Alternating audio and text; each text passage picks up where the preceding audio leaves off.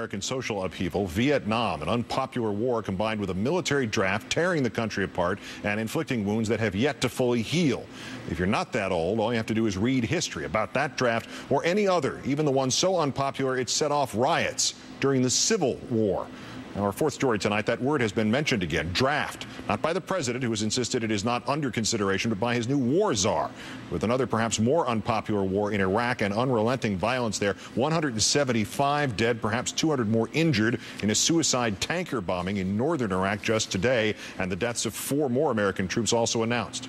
General Douglas Lute, the president's so-called war czar, asked in an NPR interview if a stressed military and extended deployments could mean a return to the draft, answering as follows: I think it makes sense to certainly consider it, and I can tell you this has always been an option on the table, but ultimately this is a policy matter between meeting the demands of the nation's security by one means or another. After failing to enlist enough recruits for 2 months in a row, the Army narrowly met its July recruitment goal, but only after offering an extra $20,000 to the recruits to show up for basic training by the end of September. Some pullback today. Army Chief of Staff General George Casey told the Washington Press Club that the volunteer military is resilient and committed, but it faces, quote, decades of persistent conflict, although right now there is no consideration to reinstate the draft, in his words. John Soltz was an Army captain who served in Iraq in 2003, now chairman of VoteVets.org. As always, John, thanks for your time tonight. Thanks so much, sir. What do we sense is going on here? Are they testing the waters about a revival of a draft? I think they're being respectful military officers and trying to make a statement to the White House that says, hey, the Army and Marine Corps has been broken by this administration, and they are looking for manpower, and they need manpower to continue the surge, and they don't have it. So I think it's a warning to the president.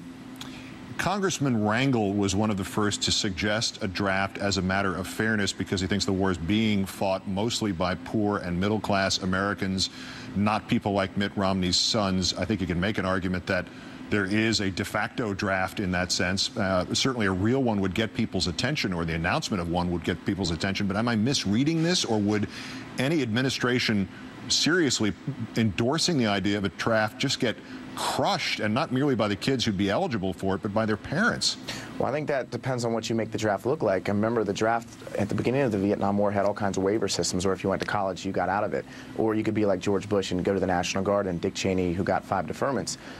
But if you make a draft like we had after 1968 and 69 and 70, where there was no waivers and it was a lottery system where you go by birth date or social security number, I think you would see complete public uproar. The war in Iraq cost the Republicans Congress. They don't want to continue with this political problem. And right now, when the war's so unpopular, I do think there would be quite an uproar, and that's why I just don't see it happening. Well, sometimes we gloss over what a draft is. It is taking kids mostly forcibly against their will and getting many of them killed.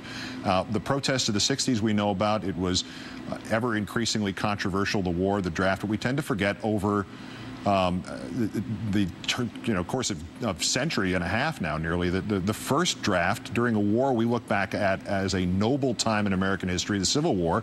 It sparked an actual 3-day-long riot in New York City, dozens of deaths, wide-scale arson. Can you conduct a draft in the middle of a war if a country is not convinced it's a war worth fighting? I think this is obviously a very important point that General Abrams understood when he designed the volunteer military at the end of Vietnam. And that's why now we deploy the National Guard and Reserve. It was sort of like a circuit breaker protection for the Army, where the war did affect every part of the country in every place, because he understood that you cannot fight a long, protracted war without the support of the American people. And obviously the president is a lame duck president as of yesterday when his brain left the White House. And now we have a situation where the public's totally against this. So unless you see a total change in the atmosphere where you have a Chinese invasion of Taiwan, I don't think you can even talk about the draft. But I think it's important to note that there's no strategic reserve in this country. Even the brigade from the 82nd Airborne, that's the Ready Brigade, is in Iraq right now. So we have no assets to protect America because of Iraq. And so we are vulnerable from that sense. And that's why I think under this case, still not enough public support to do this. Politicians will lose their jobs. In brief, John, while we have you, some politicians, some people from the Brookings Institution elsewhere claiming the surge is showing positive results. Then we have suicide bombings, 4 today, 175 killed, 200 or more wounded. What are the troops, what are the recent vets telling you about the present situation up to date? Well, I've got a very close friend who's sitting right now north of Iraq in Diyala province, part of 1st Cavalry Division, and it's exactly what we thought. As General John Batiste says, former commander of 1st Infantry Division in that region, this is whack-a-mole. Our soldiers are going to go into Baghdad. They're going to control the terrain, but you're seeing destabilization like we saw today in other parts of the country, the amoeba effect, whack-a-mole. It's obviously a bad situation. We don't have enough troops to control the situation, and the surge is not going to work because there have been no political agreements whatsoever from the Iraqis. John Soltz, the chairman of VoteVets.org. As always, John, great thanks for some of your time tonight. Thanks so much. Appreciate it. Breaking news this evening.